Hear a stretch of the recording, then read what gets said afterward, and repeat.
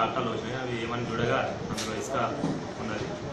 ఇది ఎక్కడి నుండి తీసుకొస్తున్నారా వాళ్ళని అడగగా వాళ్ళు తాండూరు నుండి అక్రమంగా ఇసుకను కాకినాడ నుండి తీసుకొని వచ్చి రాత్రి పెట్రోలింగ్ వెళ్ళిన పిఎస్ఐ గారిని బీట్ కానిస్టేబుల్ని ఉదయం తాండూరు రోడ్లో వెహికల్ చెకింగ్ చేయమని చెప్పగా తాండూరు నుండి ఎటువంటి అనుమతి లేకుండా 3 ఇసుక ట్రాక్టర్లు రాగా వాటిని చెక్ చేసి అనుమతి లేవని చెప్పి పోలీస్ స్టేషన్ తీసుకొని రాగా వాటిపై కేసు నమోదు చేయలేదు.